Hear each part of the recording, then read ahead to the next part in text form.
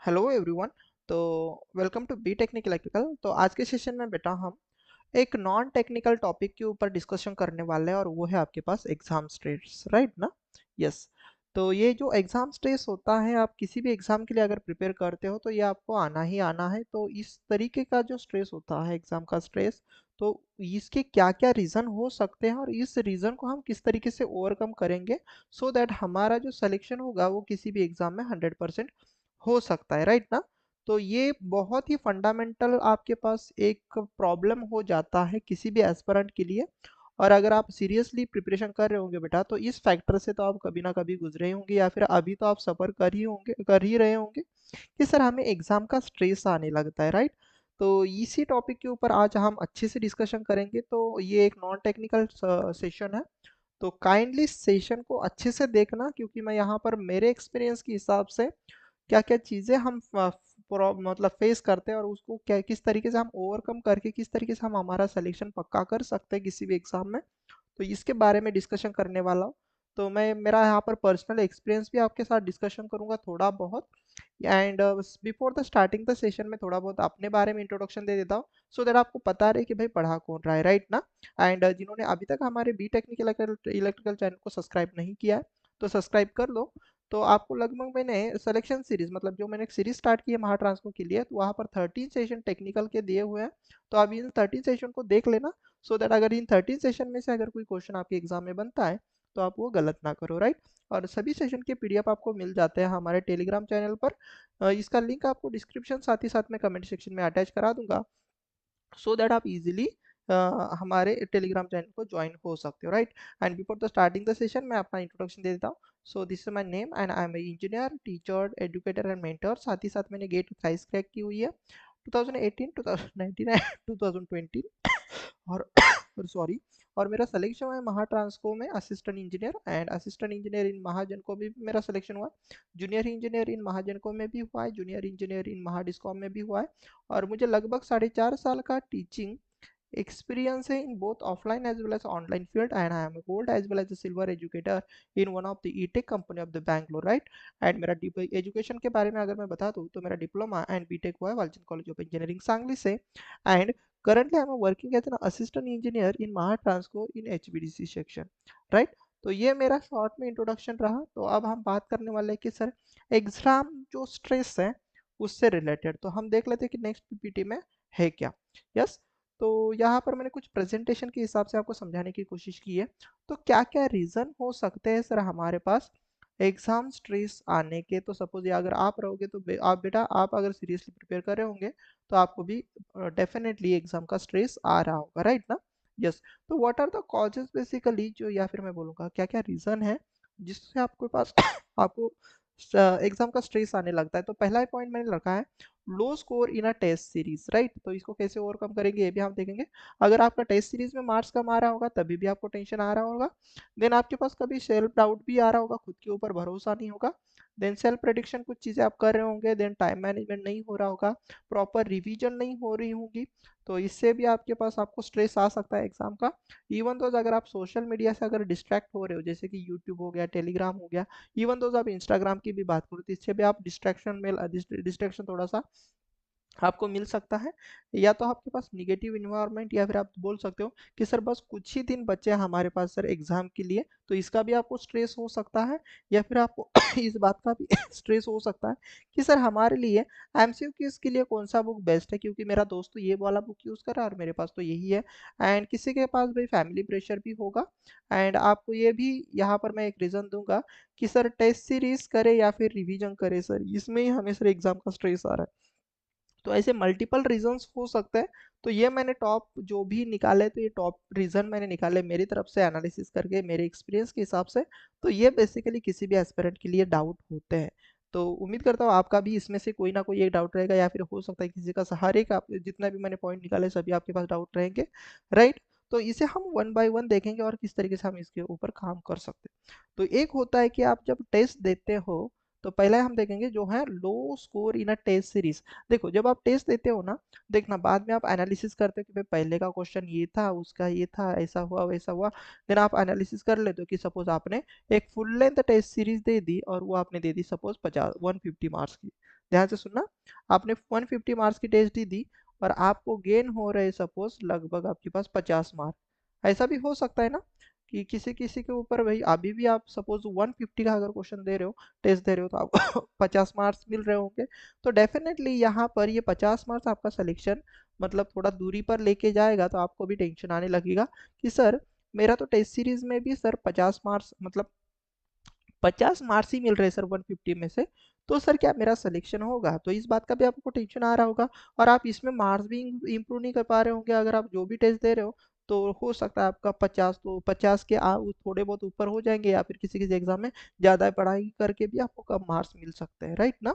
Yes, तो इस बात का आपको स्ट्रेस आ सकता है, राइट ना? तो definitely this is a reason. But अब मैं आपको थोड़ा सा बताता हूँ कि टेस्ट सीरीज में अगर आपके पास लो स्कोर आ रहा है तो आपको क्या करना चाहिए।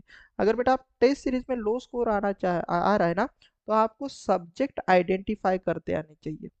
सब्जेक्ट सबसे पहले तो आइडेंटिफाई करते आनी चाहिए कि सर हम कौन से वाले सब्जेक्ट में मिस्टेक करें, जिसमें हम क्या करें बच्चा, मिस्टेक करें। बहुत प्यार से समझा रहा हूँ, मिस्टेक्स हमारे कौन कौन से सब्जेक्ट में हो रहे हैं। आपके मिस्टेक सॉरी पावर इलेक्ट्रॉनिक्स में हो रहा है सर, या सर मेरे मिस्टेक सर इलेक्ट्रिकल मशीन में हो रहा है, यस, या तो सर मेरा मिस्टेक जो है वो सर सपोज कंट्रोल सिस्टम में हो रहा है, कंट्रोल सिस्टम इंजीनियरिंग में हो रहा है, या तो सर मेरा जो मिस्टेक है वो सपोज पावर सिस्टम में हो रहा है, यस। ऐसे आपको सब्जेक्ट आइडेंटिफाई करते आने चाहिए। अगर आपका लो स्कोर आ रहा है तो सबसे पहले तो सब्जेक्ट को आइडेंटिफाई करना कि सर मेरे इस सब्जेक्ट से ये क्वेश्चन रॉन्ग हुआ था।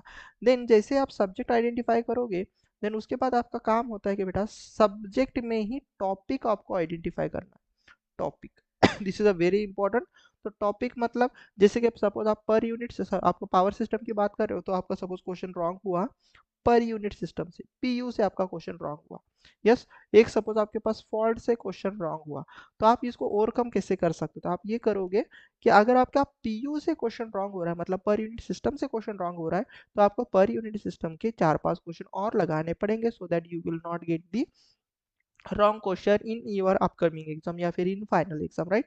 या फिर आप अगर अगर आपका फॉल्ट से कोई क्वेश्चन रॉन्ग हो रहा है, तो इसका मतलब आपको फॉल्ट अच्छे से करना चाहिए, राइट? या तो आपके पास सपोज किसी दूसरे सब्जेक्ट का है, सपोज इलेक्ट्रिकल मशीन है, मैं एग्जांपल के तौर पर बता रहा हूँ कि आपका मिस्टेक हो रहा है सपोज पर्टिकुलरली किसी इलेक्ट्रिकल मशीन से, एंड वो क्वेश्चन सपोज आपका रॉन्ग हुआ। एग्जांपल के तौर पर मैं बता दूं कि इलेक्ट्रिकल मशीन, राइट? मशीन से आपके पास, चलो मशीन ही लिख देता हूँ। तो मशीन से आपका क्वेश्चन रॉन्ग हुआ, और मशीन से सपोज आपके पास क्वेश्चन रॉन्ग हुआ है सिंक्रोनस मशीन से। तो सिंक्रोनस मशीन में आपके पास कहाँ पर मिस्टेक हुई, ये आपको आइडेंटिफाई करती आनी चाहिए, राइट ना? तो इस तरीके से आप आइडेंटिफाई करोगे। देन आफ्टर दैट एक चीज ये भी देखना है बच्चा कि सपोज आपके पास जो टेस्ट सीरीज जो डिजाइन की गई है, क्या ये किसी ऑथेंटिक लोगों ने डिजाइन की है, मतलब किसी ऑथेंटिक इंस्टीट्यूट या फिर मैं बोलूँगा किसी ऑथेंटिक एकेडमी का क्या ये टेस्ट सीरीज है? Yes, just like your S academy, just like your made easy, right ना? तो इस तरीके के का कोई बड़े इंस्टीट्यूट का ये टेस्ट सीरीज है, देन आपको थोड़ा सा यहाँ पर सोचने की बात करनी है। अगर किसी लोकल इंस्टीट्यूट का अगर आपके पास टेस्ट सीरीज होता है, तो बेटा उसमें गलतियाँ बहुत सारी होती है, मैं पहले ही बता दे रहा हूँ। क्योंकि दो दो जो क्वेश्चन आपके पास डिजाइन किए जाते हैं ना, तो कोई भी लोग ऐसे उठते हैं और क्वेश्चन को डिजाइन करते हैं, और मतलब कुछ भी question banana then test series दे देना। वैसे पैसे बनाने के भी बहुत सारे वेज होते हैं, तो ऐसे टेस्ट सीरीज दोगे तो उसमें गलतियां भी बहुत सारी होती है, और उस तरीके के क्वेश्चन भी आपके टेस्ट सीरीज में आते हैं जो आपके एक्चुअल एग्जाम से मैच नहीं होते। लिसन केयरफुली, मैं अगेन बता रहा हूँ कि कोई कोई नए टेस्ट सीरीज होते हैं, या फिर कोई कोई लोग नए नए टेस्ट सीरीज लॉन्च करने लगते हैं, और इस समय बहुत सारे लोग टेस्ट सीरीज देंगे, बट उनके जो क्वेश्चंस होते हैं, याद रखना टेस्ट सीरीज के जो क्वेश्चन रहेंगे बेटा, उसका आपके एक्चुअल एग्जाम से भी कुछ लेना देना नहीं रहेगा। एक्चुअल एक्चुअल एग्जाम जो रहेगा ना बच्चा, तो इस एक्चुअल एग्जाम से आप उसका आपके टेस्ट सीरीज के क्वेश्चन मैच नहीं होंगे। मतलब बस टेस्ट सीरीज बनाना है करके बना देते हैं, बट आपके एग्जाम में उस तरीके के क्वेश्चन भी नहीं आते, राइट? तो इससे भी आपका स्कोर कम हो सकता है। तो सर क्या है सर हमारे लिए टेस्ट सीरीज में मार्क्स इंप्रूवमेंट कराने के लिए क्या वेज है? तो मैं आपको तो यही बोलूंगा कि आप सबसे पहले तो ऑथेंटिक टेस्ट सीरीज खरीद लो। ऑथेंटिक जो अच्छे से देते हैं, बेवजह की कहाँ से भी कोई भी टेस्ट सीरीज नहीं खरीदना है, और कोई भी टेस्ट सीरीज देना नहीं है, राइट ना? यस। तो आपको ऑथेंटिक टेस्ट सीरीज होनी चाहिए। देन अगर उसमें आपको लग रहा है कि सर ये क्वेश्चन आपके एग्जाम में आ सकता है, आपको क्या सोच मतलब देख के समझ में आता है कि ये this question is belong to your exam category और ये तो क्वेश्चन आएगा भी नहीं, राइट ना। तो अगर बेवजह की फालतू टेस्ट सीरीज रहेगी तो उसमें अगर लो स्कोर आ रहा है तो उसका तो टेंशन नहीं लेना है। तो अच्छी टेस्ट सीरीज खरीद लो, तो वहां से अगर आपकी स्कोर इंप्रूव हो जाता है तो मतलब डेफिनेटली इंप्रूव होगा और आपके फाइनल एग्जाम में भी आपका आपको हेल्प रहेगा। तो लो स्कोर का सबसे पहले तो टेंशन नहीं लेना है। तो आप जो लो स्कोर आ रहा है वो किसकी वजह से आ रहा है ये आपको आइडेंटिफाई करना है। सबसे पहले subject, then topic and then उसके बाद उसको सॉल्व करना है। यस। एंड अगर आपको सपोज टेस्ट सीरीज से कुछ सीखना है तो एक चीज सीखनी है कि अगर सपोज टेस्ट सीरीज में आपके पास गलती कैसी हो रही है। ये तो टेस्ट सीरीज में आपके पास लो स्कोर आने के और एक वेज हो सकता है। या तो आपके पास सर नो नॉलेज, मतलब आपके पास सपोज लैक ऑफ नॉलेज आप बोल सकते हो कि वो आपने पढ़ाई नहीं की, स्टडी में आपके पास आया ही नहीं है। यस, वो टॉपिक आपके पास स्टडी में आया नहीं, आपने उसके रिलेटेड कुछ चीज़ पढ़ी ही नहीं। या तो आपके पास आप कर रहे हो भाई मिस्टेक। क्या कर रहे हो बेटा? मिस्टेक, मतलब आपको पता है बट आप फॉर्मूलाज नहीं लगा पा रहे हो, ऐसा हो सकता है। या तो आप वहां पर कैलकुलेशन मिस्टेक कर रहे हो, ये हो सकता है, राइट। यही दो वेज हो सकते हैं ना, मिस्टेक दो तरीके की। या तो आपको वो, हाँ, आपने गलती से सॉल्व किया, आपका लैक ऑफ नॉलेज हो सकता है, मतलब ऐसे समझ लैक ऑफ नॉलेज मतलब आप फॉर्मूलाज नहीं लगा पा रहे हो और दूसरा आप ना फॉर्मूला लगा पा रहे हो बट उसको सॉल्व नहीं कर पा रहे हो, तो ये होता है mistake. And lack of knowledge मतलब आपके पास, या फिर मैं बोलूंगा लैक ऑफ सोर्स। तो कुछ टॉपिक है जो आपको पता ही नहीं बट उस टॉपिक से रिलेटेड थे।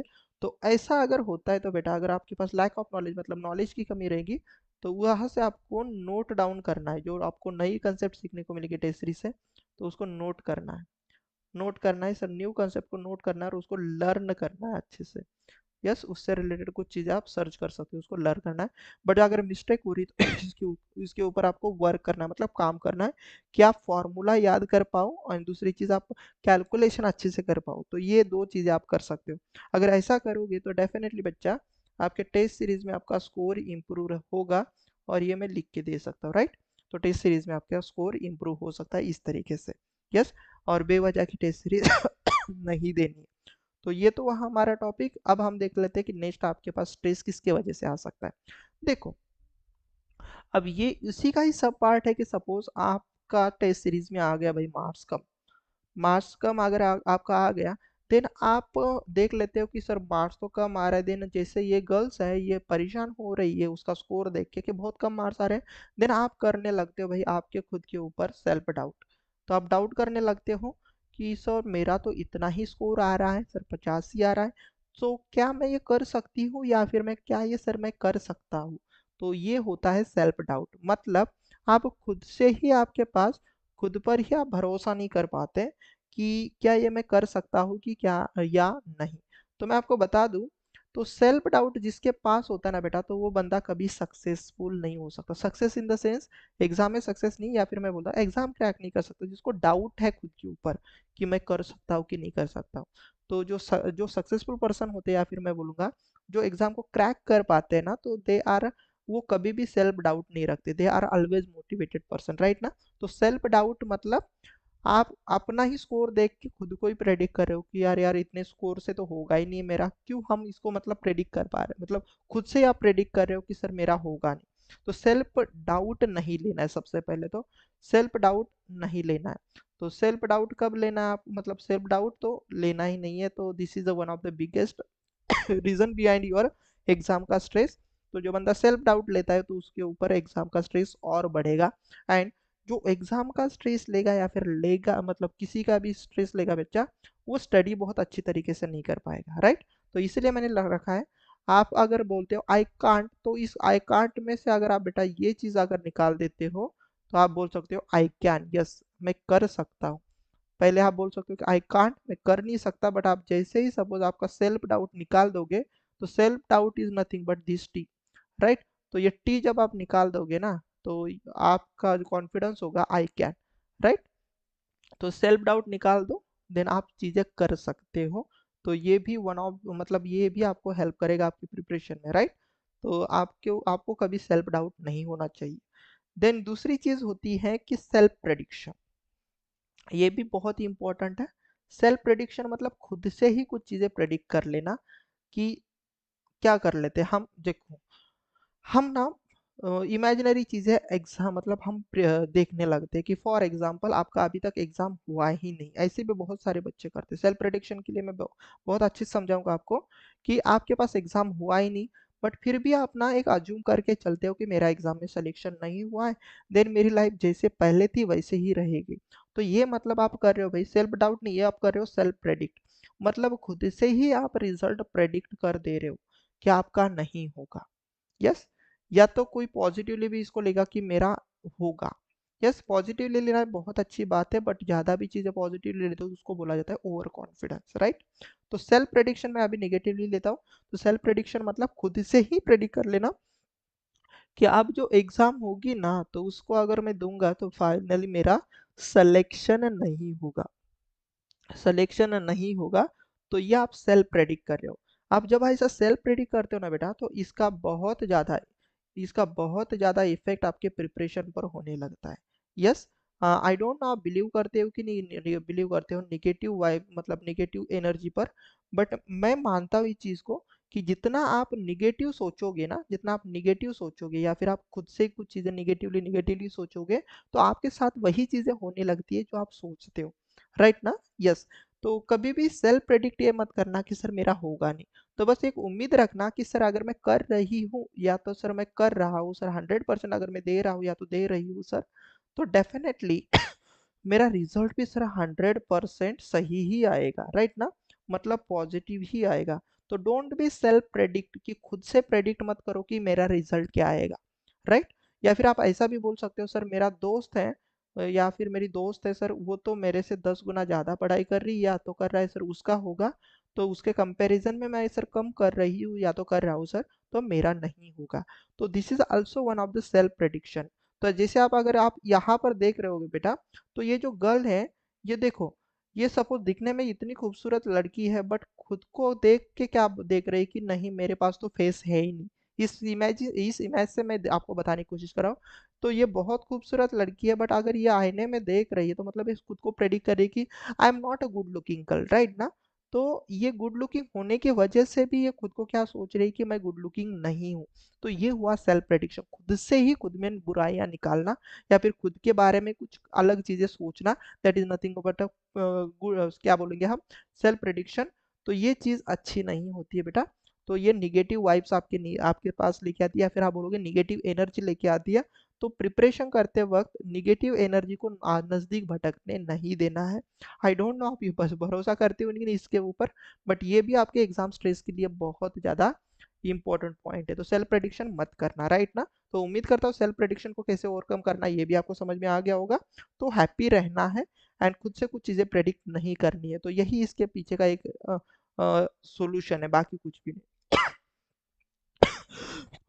सॉरी। देन नेक्स्ट पॉइंट आता है आपके लिए, जो आप एग्जाम का स्ट्रेस अगर आपके पास आ रहा होगा, तो वो आ रहा होगा आपके पास because of due to time management. अब ये टाइम मैनेजमेंट मतलब क्या, कि सर हम एक सब्जेक्ट कर रहे हैं सर, तो वही सब्जेक्ट करते बैठ रहे हैं। मतलब सपोज हमने नेटवर्क थ्योरी उठाया फॉर एग्जांपल, तो सर ये अगर हम सॉल्व कर रहे हैं तो सर 10 दिन तो सर हम नेटवर्क थ्योरी ही कर रहे हैं, राइट। देन सर अगर हम नेक्स्ट दिन सपोज नेक्स्ट नेक्स्ट 10 डेज अगर मैं बोल रहा हूँ सपोज, तो सपोज मैं सर यहाँ पर कर रहा हूँ हमारा पावर सिस्टम, ध्यान से सुनना। तो पावर सिस्टम सर हमारे पास 12 डेज जा रहा है, राइट। बट जब सब पावर सिस्टम खत्म हो जाएगा, देन अगर मैं फिर से सपोज नेटवर्क थ्योरी लेता हूँ, तो सर मुझे नेटवर्क थ्योरी सर पूरा का पूरा न्यू लगने लगता है, मतलब एकदम नया जैसा लगने लगता है। तो इसका मतलब बेटा आपने अच्छे तरीके से टाइम मैनेजमेंट नहीं किया है। अब टाइम मैनेजमेंट का मतलब आपको इस तरीके से सब्जेक्ट को भी पढ़ना है, सो दैट आप जो चीज़ें पढ़ रहे हो उसको आप अच्छी तरीके से पढ़ो। तो मैं हमेशा बोलता हूँ कि आप मिक्स टाइप की स्टडी किया करिएगा, क्योंकि आपके एग्जाम में भी क्वेश्चन पेपर ना मिक्स टाइप का आता है। मतलब ऐसा नहीं होगा कि पूरे के पूरे नेटवर्क थ्योरी के क्वेश्चन आपको एकदम सीक्वेंस में आ जाएंगे। नेटवर्क हो गया, देन उसके बाद पावर सिस्टम आ गया तो भाई पावर सिस्टम ही आ जाएगा, फिर उसके बाद मशीन ही आ जाएगा। नहीं, ऐसा नहीं होता है।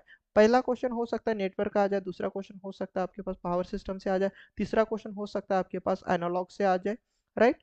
तो इस तरीके के क्वेश्चन आपको देखने को मिलते हैं, मिक्स टाइप के क्वेश्चन। तो आप अगर आपके मेमोरी को अगर शार्प रखोगे मिक्स टाइप क्वेश्चन के लिए, तो आप आपके एग्जाम में भी अच्छा रिजल्ट ला सकते हो।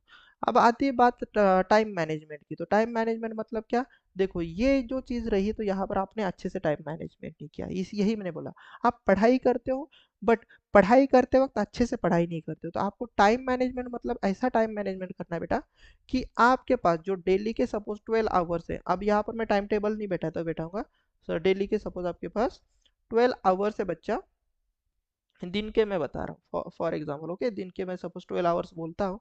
तो इस 12 आवर्स को आपको अच्छी तरीके से मैनेज करना है कि आपको इस 12 आवर्स में, डेली की बात कर रहा हूँ, तो यहाँ पर आपको बेटा टेक्निकल भी हैंडल करना है, देन आपके पास रीजनिंग भी हैंडल करना है, ध्यान से सुनना, रीजनिंग भी हैंडल करना है। एंड अगर आप एप्टीट्यूड भी इसी में हैंडल कर लेते हो, एंड इवन दो अगर आप मराठी भी इसी में हैंडल कर लेते हो, तो ये आपके पास एक प्रॉपर वे है स्टडी करने का। मतलब डेली डेली जो आप करते हो ना 12 आवर्स, तो आपको टेक्निकल को भी टच देना है, रीजनिंग को भी, एप्टीट्यूड को भी और मराठी को भी, राइट ना। तो नॉन टेक कैसे करना है इसके लिए तो प्रीवियस वीडियो था ही, टेक्निकल का भी अपकमिंग डेज में मैं आपको दे ही दूंगा। तो यहाँ पर भी याद रखना, टेक्निकल में बेटा आपके पास लगभग तीन सब्जेक्ट तीन सब्जेक्ट डेली चलने चाहिए। मतलब एक क्या आप एमसीक्यूज करो, यस, एक एक किसी भी सब्जेक्ट के आप एमसीक्यूज करो, किसी एक सब्जेक्ट का आप रेगुलर पढ़ाई करो, रेगुलर स्टडी करो, मतलब पढ़ाई करो। किसी एक सब्जेक्ट के आप शॉर्ट नोट्स बनाओ, शॉर्ट नोट्स आप बनाओ, या फिर आप बोलोगे जो भी शॉर्ट नोट्स आपने बनाए रहेंगे उसको रिवाइज करो। तो this is the best way, so that आप क्या करोगे, यहाँ पर तीन सब्जेक्ट से टच में रहोगे बेटा। साइक्लिक ऑर्डर इसको बोला, साइक्लिक स्टडी इसको बोला जाता है कि एक सब्जेक्ट के आप एमसीक्यूज करोगे, एक सब्जेक्ट के आप रेगुलर क्वेश्चन करोगे, और एक सब्जेक्ट के आप शॉर्ट नोट से पढ़ोगे या फिर शॉर्ट नोट्स बनाओगे। तो टेक्निकल ऐसी चीजें करनी होती है, राइट ना। एंड रीजनिंग तो आपको पता ही है, मैंने बोला है कहाँ से करना है, सोना मैम की वीडियो अगर आप डेली कर लेते हो, डेली अगर सपोज आप 30 मिनट भी देते हो बेटा, 30 मिनट, तो आप अच्छी तरीके से रीजनिंग में मार्क्स ला सकते हो। और इसके लिए भी मैंने बोला हुआ है कहाँ से करना है, मराठी भी कैसे करना है ये भी मैंने बोला हुआ है, तो यहाँ पर टाइम पास नहीं करेंगे। तो टाइम मैनेजमेंट मतलब मेरे हिसाब से ये होता है कि इस तरीके से आप अपने टाइम को एडजस्ट करो, जहाँ पर आप technical, reasoning, aptitude and Marathi एक साथ दिन में कर सकते हो। एक दिन में 12 घंटे में ये सभी चीज़ें एक बार तो टच होनी ही चाहिए। और इसमें भी मैं आपको बता दूं, आपको याद रखना है टाइम मैनेजमेंट में 70-30 का रेशियो। अब ये 70-30 का रेशियो मेरे जो पेड बैर के बच्चे होते दे नोस कि 70-30 मतलब 70% टाइम आपको दिन का, चाहे कुछ भी हो जाए, चाहे आप कितने भी एक्सपर्ट क्यों ना हो बेटा टेक्निकल के, तो आपको टेक्निकल को ही देना है 70% टाइम। एंड 30% टाइम आपको बेटा नॉन टेक में देना है। किसके लिए देना है बच्चा? नॉन टेक, नॉन टेक के लिए देना है। और नॉन टेक में भी अगेन एक बार बता रहा हूँ, 15% अगर आप देखोगे तो ये आपको लॉजिकल रीजनिंग के लिए देना है। बाकी का 15% या फिर मैं बोलूँगा 10% आपको टाइम एप्टीट्यूड के लिए दे दो बेटा। और अगर बस आप डेली का 5% भी टाइम अगर आप मराठी के लिए देते हो ना, तो आपका जो टाइम मैनेजमेंट है वो बहुत अच्छी तरीके से बैठ जाएगा। अब या अपने हिसाब से देखो कि आप 10 घंटे पढ़ते हो कि 12 घंटे पढ़ते हो, 10 घंटे के हिसाब से देखोगे तो भी आपका ये टाइम बहुत अच्छी तरीके से चलेगा। आज भी अगर आप सपोज 8 या तो 10 आवर्स अगर आप डेली भी कर लेते हो ना आज से भी, तो मैं बोलता हूँ आपका प्रिपरेशन हो, आपका सिलेक्शन हो सकता है, राइट। बट प्रॉपरली अच्छे से करना है। देखो कोई अगर बंदा 12 घंटे या तो 25 घंटे, सॉरी, ऐसा पढ़ रहा है कि सपोज डेली एक बंदा सपोज 4 घंटे पढ़ रहा है, और एक बंदा सपोज आपके पास डेली वही 16 घंटे पढ़ रहा है। लिसन केयरफुली, एक बंदा 16 घंटे पढ़ रहा है और एक बंदा आपके पास डेली 4 आवर्स ही पढ़ रहा है। तो आप यहाँ पर ये मत प्रेडिक्ट करना कि सर 16 घंटे वाले का सर तो सर 100% हो ही जाएगा और सर 4 घंटे वाले का नहीं होगा। ऐसा भी नहीं होता बेटा। इन दोनों बंदों ने किस तरीके से इस टाइम को मैनेज किया हुआ है, ये 4 आवर्स को किस तरीके से इस बंदे ने मैनेज किया है, और इस 16 आवर्स को किस तरीके से इस बंदे ने मैनेज किया है, ये डिसाइड कर लेता है कि भाई इसका सिलेक्शन नहीं होगा कि नहीं होगा। मतलब एक बंदा है जो 16 घंटे कर रहा है, बट सपोज उसने अच्छे से टाइम मैनेज ही नहीं किया, तो वो इस तरीके के पैटर्न को फॉलो कर रहा है। मतलब बस एक ही टेक्निकल सब्जेक्ट ले रहा है और उसको ही सॉल्व करते बैठ रहा है, राइट। यस, मतलब सपोज नेटवर्क थ्योरी ले रहा है, 10 दिन कर रहा है, देन उसके बाद दूसरा सब्जेक्ट ले रहा है, देन उसके बाद नेटवर्क थ्योरी फिर से भूल जा रहा है। तो इसका ये 16 घंटे करने का कोई मतलब नहीं रहेगा, राइट। बट जो बंदा सॉरी, जो बंदा डेली 4 घंटे ही करेगा, बट जो जिस तरीके से मैंने ये जो डिस्ट्रीब्यूशन बताया, अगर इसको अगर फॉलो कर लेगा, तो बेटा इस बंदे के सिलेक्शन होने के ज़्यादा चांसेस है। It means your selection is not directly proportional to your time of the study preparation. मतलब आप जितना ज़्यादा समय पढ़ाई करोगे तो उतना ज़्यादा सिलेक्शन होगा, ऐसा भी नहीं होता। आप किस तरीके से उस टाइम को मैनेज कर लेते हो, ये चीज़ें मैटर कर लेती हैं। और मैनेज करना मतलब अपने हिसाब से देखो कि आप दिन में टेक्निकल कैसे कर ले रहे हो, मतलब टेक्निकल कर रहे हो कि नहीं कर रहे हो, टेक्निकल में भी आप एमसीक्यूज डेली कर रहे हो कि नहीं कर रहे हो, रेगुलर रेगुलर पढ़ाई जो आप करते हो वो कर रहे हो कि नहीं कर रहे हो, और जिन शॉर्ट नोट्स आप बना रहे हो कि या नहीं, या फिर शॉर्ट नोट देख रहे हो कि नहीं देख रहे हो, राइट ना। देन रीजनिंग आप कर रहे हो कि नहीं कर रहे हो, डेली एप्टीट्यूड एंड मराठी। अगर जो बंदा एक दिन में इन सभी चीज को एक बार टच कर लेगा ना बेटा, एटलीस्ट वन टाइम सभी चीज को, तो बेटा आपका सिलेक्शन होने के लिए कोई नहीं रोक सकता। मैं लिख के दे सकता हूँ आपका 100% सिलेक्शन होगा, अगर आप अच्छे से कर लोगे तो, right. Hopefully you will get this concept, right. Then time management शायद से सभी को समझ में आ गया होगा कैसे करना है, क्या क्या गलतियां नहीं करनी। एंड नॉन टेक के लिए मैंने ऑलरेडी वीडियोस बना चुका हूँ, तो ये आपको मिल जाएगा हमारी सेम चैनल पर। तो जिन्होंने नहीं देखा होगा वो आपको करना पड़ेगा। एंड यहाँ पर ध्यान से देखना, मैंने इस वॉच में इस यहाँ पर एक बंदा रखा हुआ है, तो ये बंदा कोई भी नहीं है, आप खुद हो। This is your self. तो ये बंदा देखो खुद के लिए खुद का टाइम एडजस्ट कर रहा है, मतलब खुद टाइम डिसाइड कर रहा है कि मैं क्या कैसे कैसे चीजें करूंगा। तो किसी दूसरे बंदे को या फिर मुझे बोलो, मुझसे मुझे मत पूछना कमेंट सेक्शन में सर हमारा टाइम टेबल बना दो। यस। तो टाइम मैनेजमेंट बेटा खुद का होता है कि आप अपने हिसाब से अपना टाइम टेबल बना सकते हो। मैंने अगर कोई टाइम टेबल बना दिया और मैं आपको बोलूंगा कि उसको फॉलो करो देन आपका सिलेक्शन होगा, तो ये भी गलत बात है। तो हम अपने हिसाब से देखेंगे कि भाई आपका माइंड कौन से समय में ज़्यादा एक्टिव होता है और कौन से समय में नहीं होता है। तो इस तरीके से आप अपना टाइम मैनेज कर सकते हो। तो ये कोई नहीं आएगा, तो ये खुद आप ही हो। किसी को लग रहा है कि आप रात में अच्छे से पढ़ाई कर सकते हो तो नाइट में करना, किसी को लग रहा है मॉर्निंग में करना, हम सर मॉर्निंग में करेंगे, राइट ना। अगर आप यहाँ देखोगे ना बेटा, लगभग अगर आप यहाँ पर मेरा स्क्रीन देख रहे होंगे, तो देखो ये सेशन में रिकॉर्ड कर रहा हूँ रात के 12:30 बजे, राइट। रात के 12:30 बजे। तो कोई देखो कोई कोई मुझे बोलता है ना कि सर सेशन अगर मॉर्निंग में रिकॉर्ड किया जाएगा तो इफेक्टिव होता है, तो मैं बोलता है ऐसा कुछ नहीं होता है। वट एवर द टाइम जहाँ पर आप एक्टिवली सेशन को रिकॉर्ड कर सकते हो, पर जो भी आप काम कर सकते हो वो कर सकते हो, तो आपको देख सकते हो, राइट ना। तो यही चीज़ है। तो आप अपने हिसाब से देखो कि आप टाइम को किस तरीके से मैनेज कर सकते हो। Getting my point. यस। तो टाइम मैनेजमेंट ये आपका पॉइंट होता है बेटा कि कब क्या करना है, this is your way. But मैंने इतना बता दिया कि आप जब भी करोगे तो ये सब चीज़ें आपके टाइम मैनेजमेंट में आनी चाहिए, ये सब चीज़ें आपके डेली प्रैक्टिस में होनी चाहिए। तो ऐसे आप टाइम मैनेजमेंट कर सकते हो। अगर आपका अच्छे से टाइम मैनेजमेंट नहीं रहेगा तो बेटा आप सिलेक्शन भूल जाओ, आपका सिलेक्शन नहीं होगा। अगर टाइम मैनेजमेंट नहीं रहेगा तो उससे तो स्ट्रेस ही बढ़ेगा जो आप ले रहे हो, राइट। देन आगे आता है हमारे पास प्रॉपर रिवीजन। अब जब आप प्रॉपर रिवीजन करोगे तो उससे पहले यहाँ पर ये जो मैंने भाई साहब रखे हैं, तो ये देखो बेटा स्माइल कर रहे हैं, ये बहुत ज़्यादा इंपॉर्टेंट। क्या कर रहे हैं, स्माइल कर रहे हैं, मतलब हंस रहे हैं, मतलब हैप्पी है। तो रिवीजन करते वक्त बहुत ज़्यादा एक इम्पॉर्टेंट चीज़ हो जाती है कि आपका मेंटल हेल्थ हेल्थ अच्छा रहे, आप थोड़े से हैप्पी रहो। आप पढ़ाई करते वक्त बेटा ना कभी भी स्ट्रेस लेकर पढ़ाई मत करना। मैं आपको मतलब एक बहुत गोल्डन पॉइंट बता रहा हूँ। अगर आप पढ़ाई करते वक्त अगर स्ट्रेस लेकर मतलब मजबूरी के साथ अगर आप पढ़ाई कर रहे होगे ना, तो आपका पढ़ाई इतना इफेक्टिव नहीं होगा। लिसन केयरफुली, इफेक्टिव नहीं होगा बच्चा। ओके, इफेक्टिवनेस कम हो जाएगा, आपका पढ़ाई इतना अच्छे से नहीं होगा। बट अगर वही चीज़ अगर आप हंसते खेलते अच्छे से अगर पढ़ाई करोगे, तो आपका प्रिपरेशन या तो मैं बोलूँगा आपका रिवीजन या तो आपका स्टडी बहुत ही प्यार से हो सकता है, राइट। तो आप जितना हो सकता है इतना स्माइल मतलब डिली करते रहो। बेवजह हंसना नहीं है, बट जस्ट मैं बता रहा हूँ स्माइली चीज़ें रखना थोड़ा सा। हंसते खेलते अगर पढ़ाई करोगे तो आपका माइंड भी फ्रेश होता है और आप थोड़े से मेंटली भी थोड़े से स्टेबल हो जाते हो।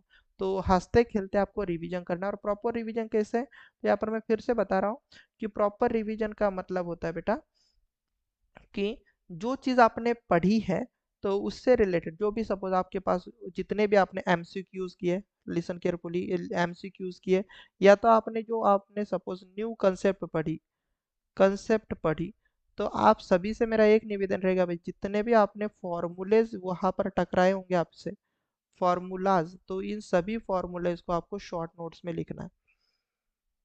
ये मैं इसलिए बता रहा हूँ क्योंकि ये आपका लास्ट टाइम में टाइम बचाएगा और अभी भी आपके पास बहुत टाइम है।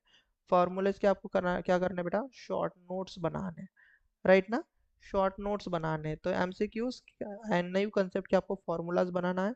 देन इवन दोस्त यहाँ पर आपको और एक शॉर्ट नोट्स ऐसे बनानी है जो आपके पास सपोज वाई सी टी का जो बुक है ना, मैंने बोला था आपके पास Y C T youth publication, तो इसमें बहुत ज़्यादा रिपीटेड क्वेश्चन होते हैं, आपने देखे रहेंगे।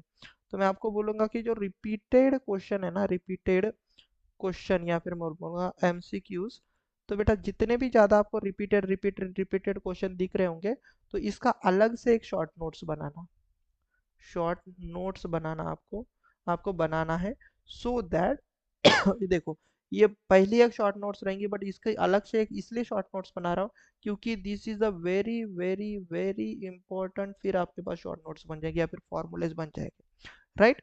तो शॉर्ट नोट्स में एक अलग से शॉर्ट नोट इसलिए जो रिपीटेड क्वेश्चन होते हैं, एंड नॉर्मल आपके पास फॉर्मूले के लिए एक आप एक शॉर्ट नोट्स बना सकते हो। आप बोलोगे कि सर हाँ हम शॉर्ट नोट्स ही बनाते बैठेंगे क्या, नहीं। तो इसमें आपको डेली शॉर्ट नोट्स बनाने के लिए या फिर आपके पास अगर ऑलरेडी बने रहेंगे तो डेली बस आपको बच्चा हाफ आवर देना है, हाफ आवर्स आपको देना है शॉर्ट नोट्स बनाने के लिए, और ये अलग से नहीं देना है। जैसे आप पढ़ते हो ना वैसे आपको शॉर्ट नोट्स में लिख लेना है। सपोज आपने कोई इंडक्शन मोटर पढ़ी फॉर एग्जांपल, या फिर आपने इंडक्शन मोटर के फॉर्मूले क्वेश्चन लगाए यूथ पब्लिकेशन से, तो जो आपके पास 200-250 क्वेश्चन आप सॉल्व कर रहे हो डेली, तो इसमें आप कितने फॉर्मूले से टकराए, इंडक्शन मोटर के कितने फॉर्मूले से टकराए, तो सभी के सभी फॉर्मूलेज आपको लिख के लेना है एक वाइट पेपर पर। देन उसके बाद उन सभी फॉर्मूले को आपको अच्छी तरीके से शॉर्ट नोट्स में लिख लेना है। जैसे कि आप सिंक्रोनस स्पीड के फॉर्मूले से टकराए, एनआर के स्पीड से आप टकराए, देन आप सपोज टॉर्क के इक्वेशन से टकराए, यस, देन आप सपोज उसके स्लिप का इक्वेशन से टकराए, राइट ना, ये सब चीजें आप टकराए। तो ये सब सभी के सभी फॉर्मूले आप वहां पर सपोज पावर फ्लो डायग्राम जो है आपके पास उसके फॉर्मूले से आप टकराए, तो ये सभी फॉर्मूलेज आपके शॉर्ट नोट्स में जाने चाहिए अगर आप एक चैप्टर कर रहे हो या फिर आप कोई भी एक क्वेश्चन कर चैप्टर कर रहे हो, तो उससे रिलेटेड जितने भी आपके पास फॉर्मूलेज आते हैं, तो उसको सॉल्व करने के बाद आपको रफ में लिख लेना है, देन उसको अच्छे से लिख लेना है फिर आपके शॉर्ट नोट्स में। तो ये होता है प्रॉपर रिवीजन, राइट।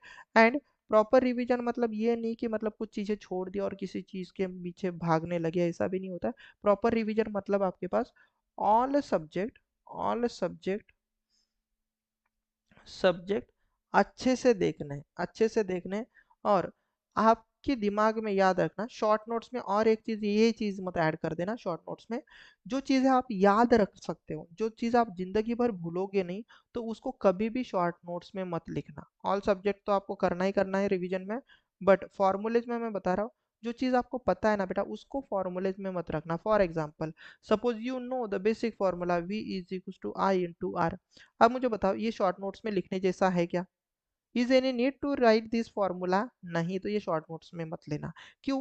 क्योंकि जब आप शॉर्ट नोट्स बनाओगे ना बेटा, तो शॉर्ट नोट जितने कम हो सकते हैं उतने कम करो। मतलब आपको सपोज इलेक्ट्रिकल इंजीनियर में मैं बता, सपोज आपके पास 350 फॉर्मूले, फॉर एग्जांपल मैं बता रहा हूँ आपके एग्जाम से रिलेटेड, 350 आपके पास फॉर्मूलेज है, जिसमें से आपके पास 50 फॉर्मूलेज आपको याद रह जाते हैं, तो आपके शॉर्ट नोट्स में बस आपके पास 300 फॉर्मूलेज ही होने चाहिए। तो ये इसलिए मैं बता रहा हूँ क्योंकि इसके लिए फिर से पढ़ने के लिए आपका टाइम भी वेस्ट होगा, और जो कि आपको आता है तो भाई उसके लिए क्या करोगे, तो कुछ ना कुछ ना हमारे दिमाग में भी सेव होता है ना। यस। तो ये 300 फॉर्मूलेज ही आपके शॉर्ट नोट्स में आएंगे, जो चीज़ें आपको बाय डिफॉल्ट पता है तो उसको आप शॉर्ट नोट्स में मत लेना। जैसे कि आप सपोज सिंक्रोनस स्पीड का फॉर्मूला जानते हैं 120 एफ डिवाइडेड बाय पी, तो भाई इसको क्या फॉर्मूले में लेना, यस, तो इसको फॉर्मूले में मत लेना, राइट। तो प्रॉपर रिवीजन में जो चीज़ आती नहीं है उसको ही पढ़ना होता है, जो चीज़ें आती है उसको मत पढ़ना, राइट। बट उसके लिए कॉन्फिडेंट होने चाहिए आप, ऐसा नहीं कि सर सभी चीज़ें आती है, सभी चीज़ें सबको भी नहीं आती, राइट ना। तो अच्छे से सभी सब्जेक्ट, जैसे कि ये सपोज पावर सिस्टम का बुक है तो इसको भी अच्छे से पढ़ लेना, ये कंट्रोल सिस्टम का है तो भाई इसको अच्छे से पढ़ लो, देन आपके पास पावर इलेक्ट्रॉनिक्स है इसको अच्छे से पढ़ लो, देन ये मशीन का है तो मशीन आप अभी सपोज आप कर रहे हो एंड डिजिटल इलेक्ट्रॉनिक्स, इसको अच्छे से देख लो, राइट। एंड रिवीजन करते वक्त ऑल सेशन होने चाहिए, ऑल सेक्शन कवर अप होने चाहिए। अगेन एक बात बता रहा हूँ, रीजनिंग का आप डेली करना चाहिए, आपने करना चाहिए मराठी भी, एप्टीट्यूड भी, and even those MCQs, proper revision and short notes, ये चीज़ें आपको डेली बेसिस पर मैनेज करनी है। तो इसे ही बोलते हैं प्रॉपर रिवीजन। कुछ चीज़ें छोड़कर चले जाएंगे, इस तरीके का रिवीजन नहीं होना चाहिए। लेट्स सी कि नेक्स्ट चीज़ है क्या। तो एग्जाम में स्ट्रेस आने का ये this one is one of the biggest reason कि सोशल मीडिया डिस्ट्रैक्शन। अब यहाँ पर मैं बहुत सारी बातें करूंगा। तो सोशल मीडिया डिस्ट्रैक्शन में क्या क्या हो सकता है, एक तो सर हमारे पास यूट्यूब है, और दूसरा टेलीग्राम, और तीसरा है सर हमारे पास इंस्टाग्राम, राइट ना। तो अब हम इसके हर एक चीज के बारे में बात करेंगे। तो फिलहाल मैं देख रहा हूँ कि भाई बहुत सारे टेलीग्राम चैनल आपके पढ़ाई के लिए बने हुए हैं, बट क्या सभी टेलीग्राम चैनल आपके काम की चीज़ है?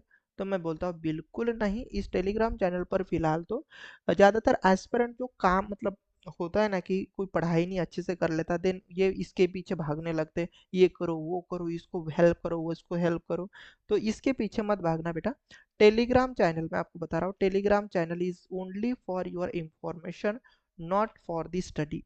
टेलीग्राम चैनल से कोई ये ना सोचे कि सर हम स्टडी करेंगे और किसी का टेलीग्राम चैनल करके सर हमारा सिलेक्शन हुआ है, सर हमने कोई बुक नहीं पढ़ा और सर मैंने बस टेलीग्राम चैनल ही देखा था देन सिलेक्शन हुआ। अगर ऐसा एक भी बंदा आपको मिला ना, तो फिर मेरे पास लेके आना, कि जिन्होंने बस कुछ नहीं किया, बस टेलीग्राम चैनल के क्वेश्चन ही फॉलो किए। तो टेलीग्राम चैनल पर कोई कुछ भी बोल देता है, कैसे भी बोल देता है, तो इसके पीछे मत भागना। तो Telegram channel is not for your study, it is only for your information, right. और या अगर आप निकाल भी दोगे ना, तो कोई फर्क नहीं पड़ता, राइट ना। यस। तो मैं आपको बता दूं कि मैंने कोई भी टेलीग्राम चैनल नहीं ज्वाइन किया था, कोई भी टेलीग्राम चैनल ज्वाइन नहीं किया था ड्यूरिंग माय प्रिपरेशन। क्योंकि बेटा यहाँ पर दो चीजें आपको डिस्ट्रैक्ट कर सकती है। एक तो होता है निगेटिविटी, निगेटिविटी बहुत सारे लोग निगेटिव बोलते हैं कुछ भी। एंड दूसरा होता है सर बेवजह के क्वेश्चन। बेवजह के क्या रहेंगे आपके पास, एमसीक्यूज। अब ये जो एमसीक्यूज होते हैं ना बेटा, ये किसी काम के भी नहीं होते, याद रखना। इस तरीके के जो यहाँ पर कोई कैसे भी क्वेश्चन आपको जो लगता है वो क्वेश्चन यहाँ पर, सपोज ऐसे क्वेश्चन यहाँ पर दिए जाते हैं जिसका हमारे एक्चुअल एग्जाम से कुछ लेना देना नहीं होता, और हम वही क्वेश्चन देखकर परेशान होने लगते हैं, सर ये क्वेश्चन तो मुझे आता ही नहीं सर, अभी इन बंदों ने दो तीन लोगों ने सर उसका आंसर दिया है सर, तो वो हमसे ज्यादा होशियार हो गए और हमें नहीं आ रहा, तो सर हमें मतलब कुछ नहीं आ रहा। यस। तो मैं आपको बता दूं कि यहाँ पर टाइम पास करने से बेटर है, मतलब यहाँ पर क्वेश्चन प्रैक्टिस करने से बेटर है बेटा आप यूथ पब्लिकेशन अच्छे से कर लो।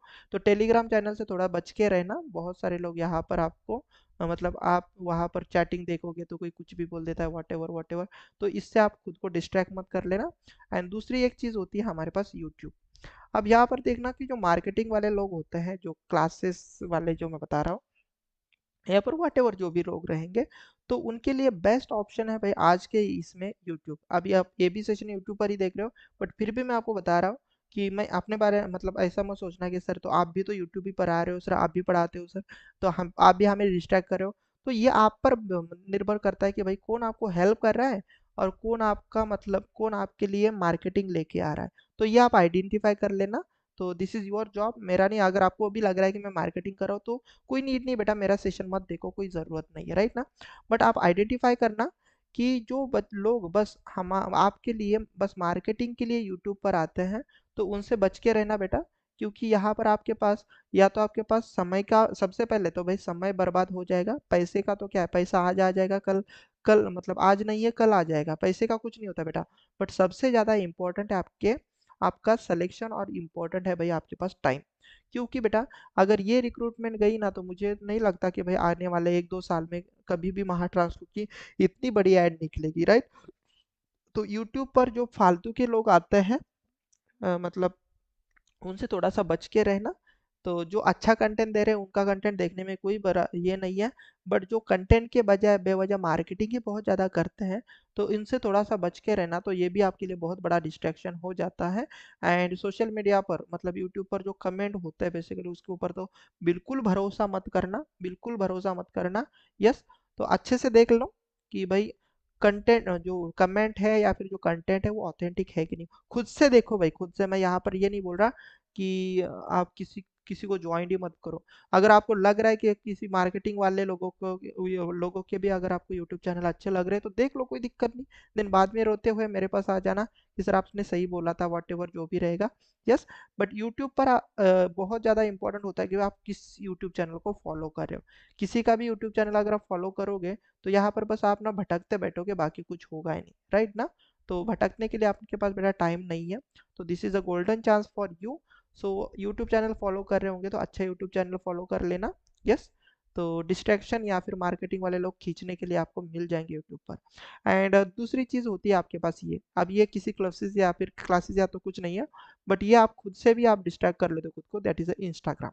अब बहुत सारे बच्चे बोलते हैं कि सर हम डेली ना सर 12 घंटे पढ़ते हैं, 12 आवर्स, और रात के सोने के वक्त ना सर हम थोड़ा सा इंस्टाग्राम देख लेते हैं सर, और मेरे दोस्त की या मेरे फ्रेंड की सर किसी की शादी है, या तो सर वो कहीं पर एंजॉय कर रहा है, और सर उसको देख के हम सर डिस्ट्रैक्ट हो रहे हैं। तो बेटा दूसरे के लाइफ से आप खुद को क्यों डिस्ट्रैक्ट करके ले रहे हो? यस। एंड इसमें बहुत एक बुरी बात है कि भाई रील्स, तो मैं भी एडिक्टेड हूँ थोड़ा सा सोशल मीडिया से।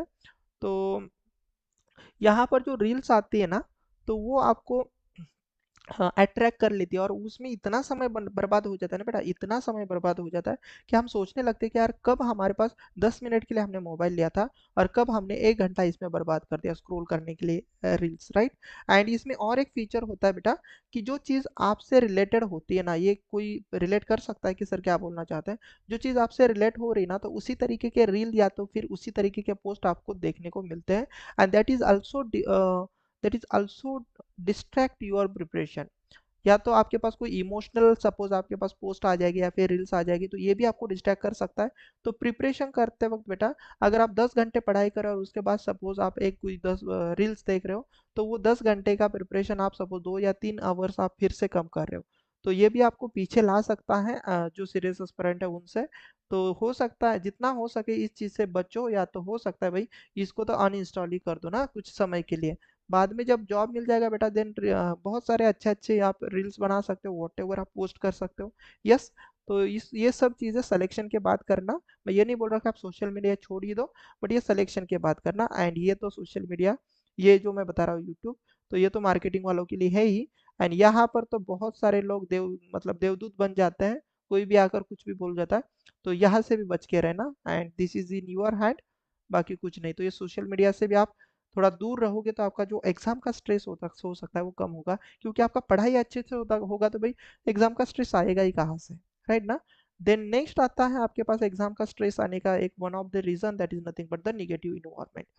अब अगर आप देखोगे ना, अगर आप लोगों का सोचोगे, निगेटिव इन्वायरमेंट मतलब जो आजू बाजू वाले लोग होते हैं, वो हमेशा आप जब आप पढ़ाई करते बैठोगे ना, तो आपके ऊपर ताने मारेंगे, अरे इसका तो होगा ही नहीं, होगा होगा ही नहीं, अरे यार गवर्नमेंट जॉब पाना क्या इतना आसान है, ये हमारे ये जो पड़ोस वाले थे, उनका बेटा या तो बेटी 5 साल कर रही थी, देन उसका हुआ नहीं, तो इसका भी क्या होगा, राइट ना।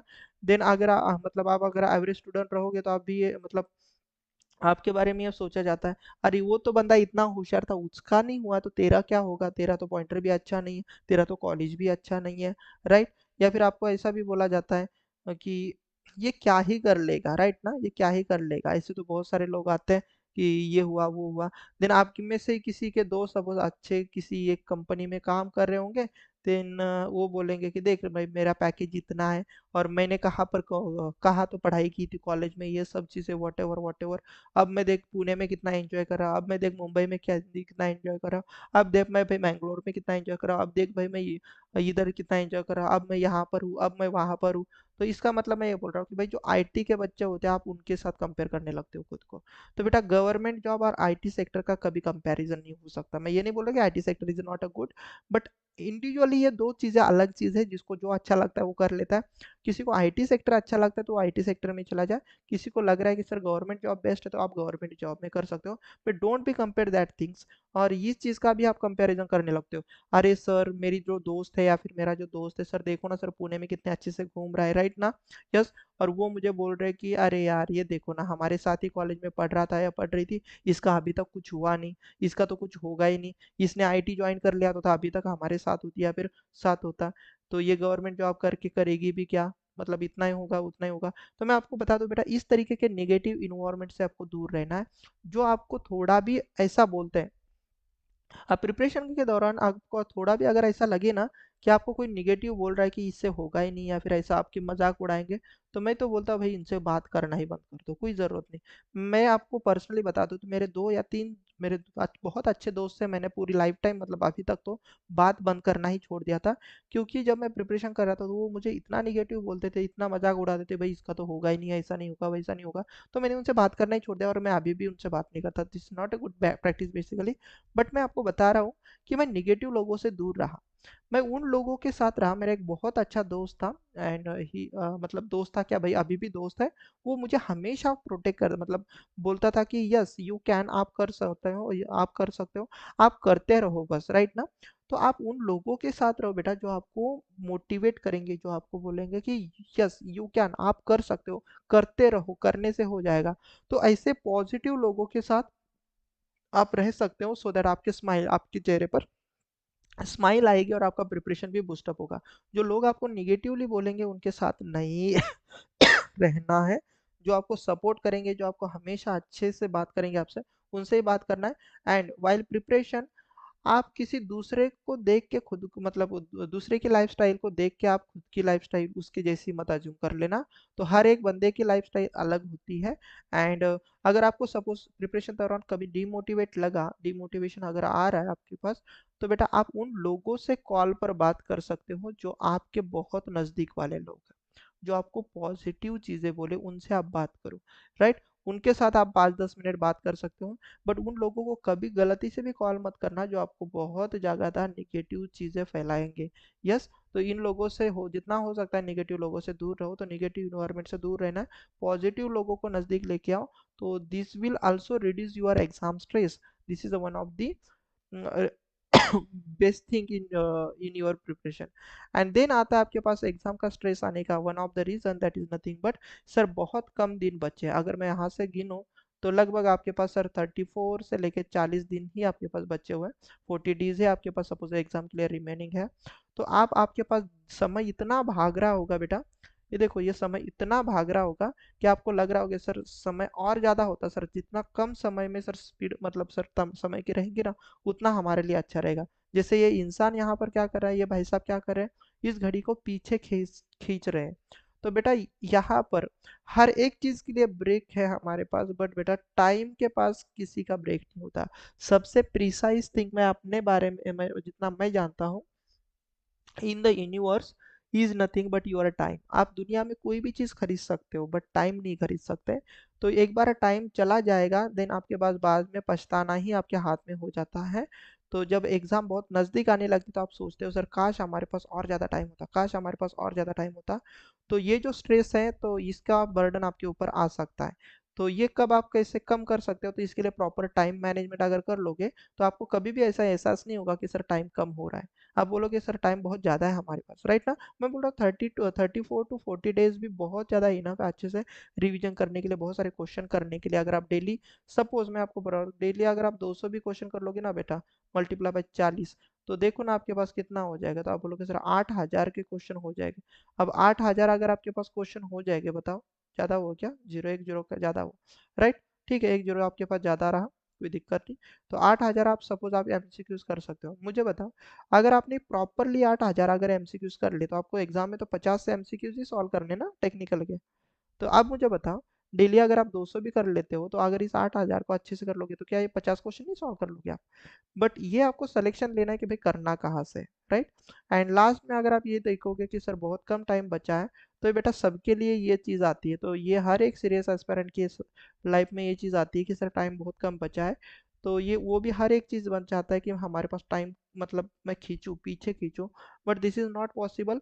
The reality of the universe और दिस मतलब द रियलिटी इज़ व्हाट, कि टाइम किसी के लिए रुकता नहीं है। This is a reality.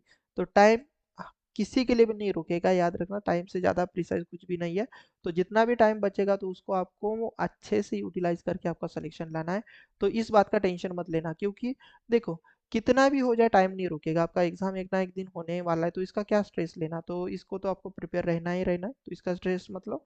And यहाँ पर हम आते हैं बहुत ज़्यादा इम्पोर्टेंट, और ये भी बहुत ज़्यादा इम्पोर्टेंट टॉपिक किस लिए मैं मानता हूँ, क्योंकि लास्ट टाइम में बच्चे ये मुझे पूछने लगे हैं कि सर हम टेस्ट सीरीज दें कि रिवीजन करें।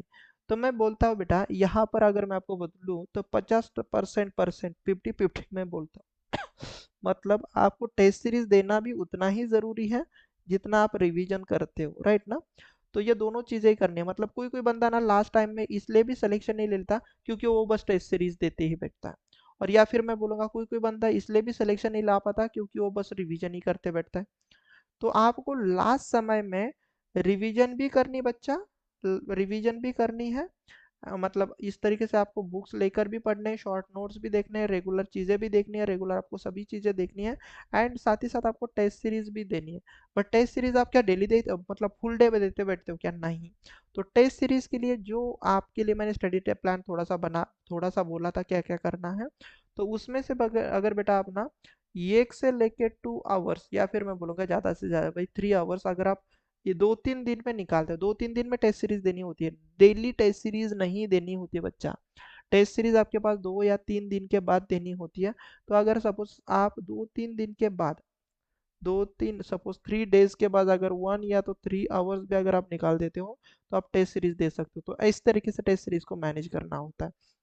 अब टेस्ट सीरीज में कैसे मार्क्स इंप्रूव करना है ये तो मैंने समझा ही दिया, बट ये चीज तो आपको डेली आवर पर करनी है। मतलब इसको ऐसा समझ लो कि सॉरी, ऐसा समझ लो कि जिस दिन आप टेस्ट सीरीज दे रहे हो, मैं 10 आवर्स का ही टाइम ले रहा हूँ, तो 2 आवर्स सपोज आप टेस्ट सीरीज दे रहे हो, 2 आवर्स सपोज आप टेस्ट सीरीज दे रहे हो, तो बाकी के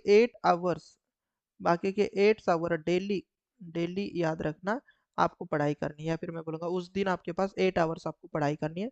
और सपोज जिस दिन आप टेस्ट सीरीज नहीं दोगे, तो उस दिन आपको 10 आवर्स पढ़ाई करनी है। बस ये ऐसा ही है।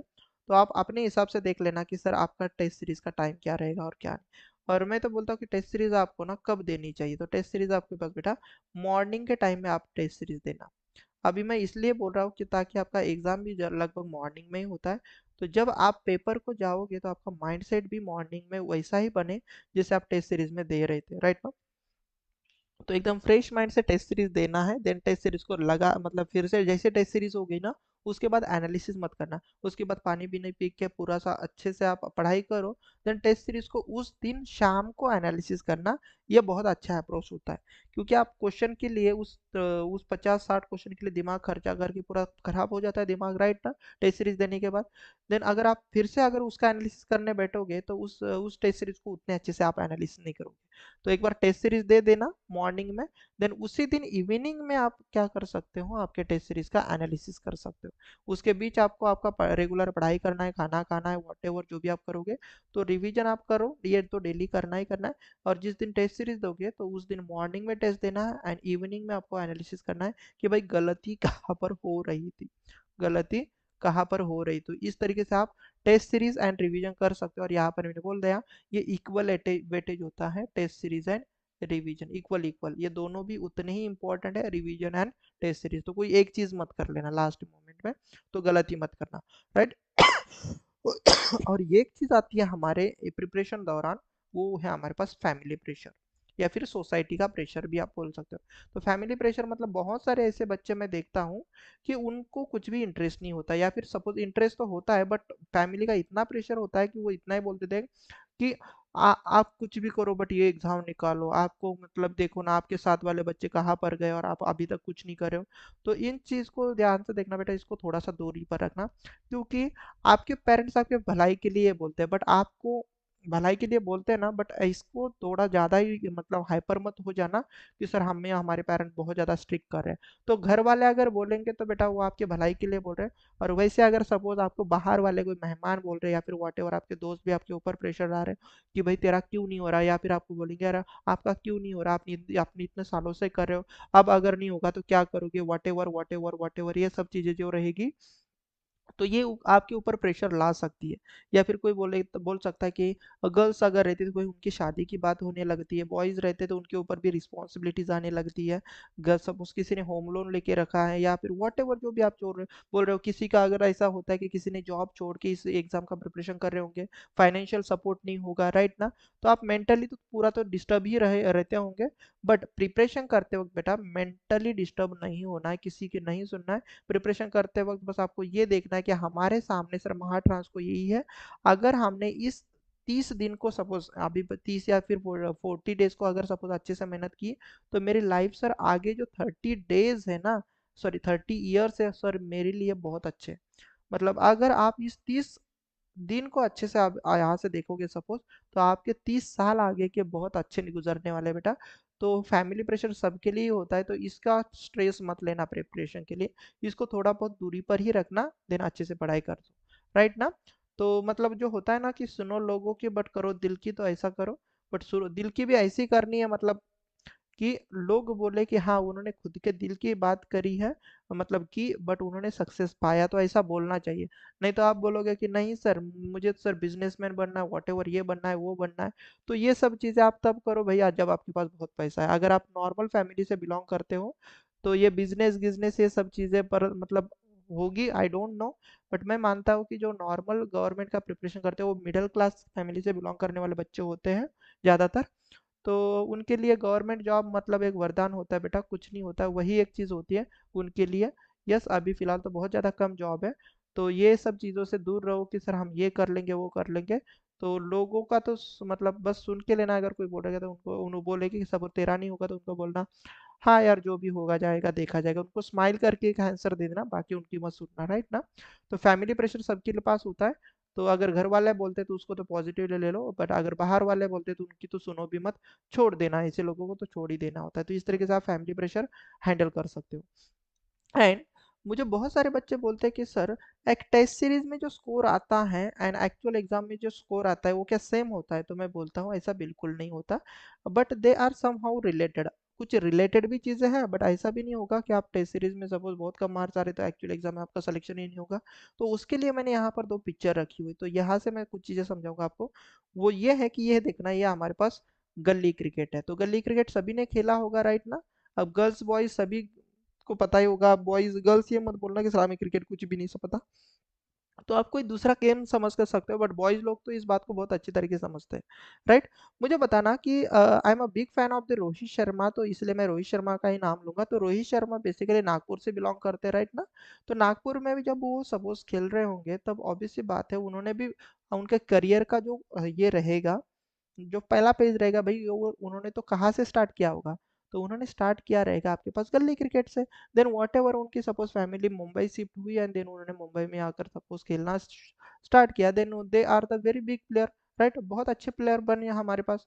अब ये क्यों बने? वैसे तो विराट कोहली भी सामने दिख रहे हैं, बट मैं आपको बता रहा हूँ बट ये क्यों बने, क्योंकि उन्होंने गली में क्रिकेट खेले पर और सपोज वहां पर उन्होंने कुछ प्रैक्टिस की या फिर जो भी एकेडमी ज्वाइन की होंगी उन्होंने मुंबई में।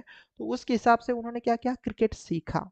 सबसे पहले उन्होंने क्या क्रिकेट को सीखा। अब क्रिकेट को सीखा मतलब क्रिकेट में उन्होंने देखा कि भाई किस तरीके के बॉल आपको आ सकते हैं, मतलब कोई यॉर्कर डाल रहा है, कोई बाउंसर मिल रहा है, राइट ना। यस कोई सपोज शॉर्ट पिच वाला एंगल, मतलब शॉर्ट पिच आपके पास बॉल आ रहा है, कोई फुल टॉस बॉल आ रहा है, राइट। कोई मतलब अब उसके लिए उन्होंने क्या किया, बहुत सारे अलग अलग शॉट देखे। यस कोई बॉल आता है तो उसको वो पुल मार देते हैं, किसी को सपोज वो डिफेंस कर लेते हैं, राइट। तो उस तरीके के क्वेश्चन, उस तरीके से उन्होंने देखा बेसिकली। तो ये जो उन्होंने खुद से जो चीजें सीखी, ये जो टॉपिक मैं बता रहा हूँ आपको समझाने के लिए बोल रहा हूँ। तो उन्होंने बेसिकली जब वो अच्छे प्लेयर बनने से पहले उन्होंने क्या क्या खुद को टेस्ट किया, खुद को क्या क्या टेस्ट किया कि क्रिकेट में किस तरीके के बाउंसर्स मिलते हैं, कैसे यॉर्कर मिलता है, कैसे बॉल आता है भाई, कैसे फील्डिंग की जाती है, कैसे कुछ मतलब सपोज बहुत सारी चीज़ें, सपोज विकेट कीपर तो नहीं है, बॉलिंग भी करते थे, राइट। तो बॉलिंग भी करते थे वो। तो इस तरीके से उन्होंने क्या क्या क्रिकेट क्रिकेट को समझा। देन उसके बाद उन्होंने उसके ऊपर काम किया, then he is become a very good cricketer, right ना। बहुत अच्छे क्रिकेटर बने रोहित शर्मा, राइट। तो वैसे ही मैं आपको बता रहा हूँ, वैसे आप भी हो, आपको भी क्या करना है, आपको भी यही करना है कि जो आपका एग्जाम आ रहा है तो उसके बाउंसर, उसके यॉर्कर, उसका जो है भाई, जो भी बॉल मतलब उसके भी जो क्वेश्चंस है, बाउंसर यॉर्कर मतलब जो डिफिकल्ट क्वेश्चन है, जो उसकी डिफिकल्टी लेवल है, कौन सा क्वेश्चन डिफिकल्ट है, कौन सा क्वेश्चन इजी है, तो इसके डेप्थ को आपको समझ लेना है।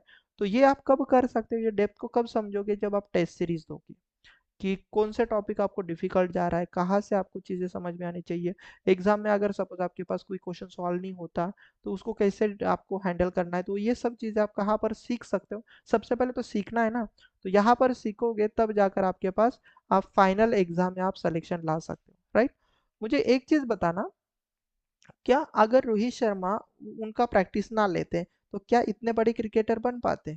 बिल्कुल नहीं बन पाते। तो इसका मतलब सर किसी भी चीज़ में अगर आपको सक्सेस लाना है तो सर उसमें बेसिक चीज़ें तो हमें करनी ही पड़ेगी।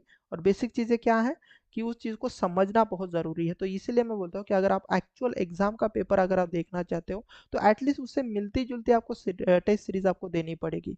बट इसका ये मतलब नहीं होता बेटा कि टेस्ट सीरीज में कम मार्क्स आ रहे हैं, मतलब आप एक्चुअल एग्जाम में कम ही मतलब कम ही मार्क्स लेके आओगे, राइट।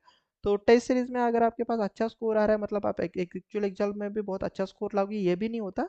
बट ये समहाउ हम ऐसा बोल सकते हैं कि अगर टेस्ट सीरीज आपकी अच्छी जा रही है तो एक्चुअल एग्जाम थोड़ी बहुत अच्छी जा सकती है, या फिर अच्छी जाने के बहुत ज़्यादा चांसेस होते हैं। बट ऐसा समझ लो कि आप गली क्रिकेट में सपोज 0 मार्क्स पर कभी आउट हो गए, तो फाइनल एग्जाम में आप 0 मार्क्स पर ही आउट हो जाओगे, राइट। सॉरी, 0 रन पर ही आउट, मार्क्स में बोल रहा हूँ, 0 रन पर आउट हो गए तो भाई यहाँ पर भी 0 रन के लिए आउट हो जाओगे, नहीं, ऐसा नहीं होता है। तो वैसे ही अगर सपोज आपको टेस्ट सीरीज में कम मार्क्स आ रहे तो फाइनल में कम आ जाएंगे, ऐसा कुछ नहीं रहेगा। यस। तो test series is only for your practice and time management, but final exam is totally different. Final exam is totally different, इसलिए मैंने ये दो पिक्चर यहाँ पर रखे हुए हैं। तो ऐसा समझो ये टेस्ट सीरीज मतलब ये वाला गली क्रिकेट मतलब टेस्ट सीरीज है, एंड फाइनल एग्जाम मतलब दिस दिस पिक्चर, राइट ना। तो उम्मीद करता हूँ ये चीज समझ में आ गई होगी। देन जो टेस्ट सीरीज आप देते हो तो उससे भी ज़्यादा मैं आपको बोलता हूँ इम्पोर्टेंट ये है कि आपके पास एमसीक्यूज के बुक होना बहुत ज़्यादा ज़रूरी होता है। जो स्ट्रेस आता है ना वो इसलिए आता है कि टेस्ट सीरीज में कैसे तो कैसे क्वेश्चन आते हैं, उसकी वजह से आपका रैंक भी बहुत इधर उधर हो जाता है। तो आपको एक ऑथेंटिक एमसीक्यूज आपके पास होना बहुत ज़्यादा ज़रूरी है, जो आपके एग्जाम में पूछता है या फिर एग्जाम डिमांड करती है। तो ये कहाँ पर मिलेंगे बेटा? तो ये मिलेंगे आपके पास यूथ पब्लिकेशन का वॉल्यूम 1 एंड वॉल्यूम 2 में। तो ये दो बुक अगर आप अच्छे से कर लोगे तो आपको कोई भी बुक पढ़ने की ज़रूरत नहीं रहेगी, मतलब ज़्यादा कुछ कोई क्वेश्चन करने की ज़रूरत नहीं रहेगी। अगर आप महा ट्रांसको के लिए प्रिपेयर कर रहे होंगे तो महा ट्रांसको के लिए अगर बेटा आप प्रिपेयर कर रहे होंगे, महा ट्रांसको एई के लिए, तो आपके पास ये दो बुक होना मैंडेटरी है। अब जिसके पास ये बुक लेने की पैसे नहीं है तो बेटा इस ये जो बुक है इसके पीडीएफ हमारे टेलीग्राम चैनल पर मिल जाएंगे, बी टेक्निकल इलेक्ट्रिकल के, तो लिंक जो आपको डिस्क्रिप्शन में मिल जाएंगी, वहां से ज्वाइन होकर आप टेलीग्राम पर इस वाले बुक के दोनों पीडीएफ आप डाउनलोड कर सकते हो, जिसके पास है नहीं है तो ये बुक इनफ है। तो इस बुक को बेटा अच्छे से सॉल्व कर लेना, क्योंकि this one is a very good book for you, right. And test series तो ठीक है, बट अगर ये भी बुक अगर आप टाइम मैनेजमेंट करके अगर सॉल्व कर लोगे तो भी चल जाएगा, राइट। अगर जितने भी चीजें मैंने बेटा आपको पढ़ाई हुई है वो अगर समझ में आ गई होंगी तो definitely you will get your success. And while the achieving your success don't be focus on side में क्या क्या है, साइड में सिर्फ पहाड़ है क्या नहीं है। तो आपका जो गोल आगे रहेगा भाई, आगे ही देखते चलना और पढ़ाई करते चलना, तो यही इस तरीके से आप अपना गोल अचीव कर सकते हो, या फिर आप बोल सकते हो, मैं बोल सकता हूँ कि आप सक्सेस को अचीव कर सकते हो। साइड में चीजें क्या है, मतलब क्या हमारे पास सर कुछ चीजें नहीं है तो उसका टेंशन लेने से के बजाय हमारे पास चीजें क्या है तो उसका अच्छे से यूटिलाइजेशन करके आप सक्सेस को हासिल कर सकते हो, राइट। और हो सकता है होपफुली मैं आपको थोड़ा सा हेल्प कर रहा हूँ इसका आपकी सक्सेस को हासिल करने के लिए। यस। तो जिन्होंने बेटा अभी तक हमारे टेलीग्राम चैनल को ज्वाइन नहीं किया है उसको ज्वाइन कर लो। और उम्मीद करता हूँ आज का सेशन सभी को समझ में आ गया होगा, और ये बहुत ही ज़्यादा लाइफ से रिलेटेड टॉपिक मैंने रखा हुआ है, तो आई नो बहुत ज़्यादा लेंदी हुआ है। बट जो बच्चे समझ सकते हैं कि सर ने ये सेशन क्यों लिया है, तो इसलिए लिया क्योंकि लास्ट टाइम आप बहुत ज़्यादा गड़बड़ा जाते हो, और आपका स्ट्रेस शायद से मैं उम्मीद करता हूँ कि आप थोड़ा बहुत तो मैं आपको कम कर सकूँ। एंड इसके बाद मैं आपको टेक्निकल सेशन का तो सीरीज दे ही रहा हूँ। तो चैनल को सब्सक्राइब कर दो, और जिनको अगर सपोज टेलीग्राम ज्वाइन करना है तो लिंक आपको डिस्क्रिप्शन साथ ही साथ कमेंट सेक्शन में तो अटैच में करा ही दूंगा, वहाँ से आप ज्वाइन कर सकते हो। और उम्मीद करता हूँ आज का सेशन सभी को समझ में आ गया होगा, और होपफुली ये आपके टेंशन को थोड़ा सा रिलीज करेगा और आपके प्रिपरेशन को इससे थोड़ा सा बूस्टअप मिलेगा, राइट ना। यस। हम जल्द ही मिलते हैं नेक्स्ट सेशन में, till then take care and bye everyone.